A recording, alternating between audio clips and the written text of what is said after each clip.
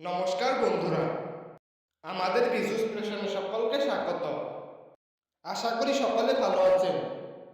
বন্ধুরা, আজ আমরা আপনাদের মাঝে 5টি ইঙ্গিত শেয়ার করতে চলেছি, যে 5টি ইঙ্গিতের মাধ্যমে বুঝতে পারবেন আপনাকে কেউ ইগনোর করছে কিনা। তবে আসুন আজকের বিষয় নিয়ে এগিয়ে যাই। তার আগে বন্ধুরা, আমাদের চ্যানেলে নতুন হয়ে থাকলে চ্যানেলটি অবশ্যই সাবস্ক্রাইব করে নোটিফিকেশন অন করে দেবেন। নাম্বার 1, যারা আপনার কখনো খোঁজ রাখে না, আপনাকে কোনো সময় ফোন মেসেজও করে না। আপনি যে মেসেজ করলে আপনার মেসেজ অনেক দেরি করে দেখে, কিন্তু কোনো রিপ্লাই দেয় না। আপনি ফোন করলে কোনো না কোনো অজুহাত দিয়ে আপনার মুখের উপর ফোন রেখে দেয়। তবে আপনি বুঝে নিন, সেই সব মানুষগুলো আপনাকে ইগনোর করে, আপনার সাথে কথা বলতে চায় না।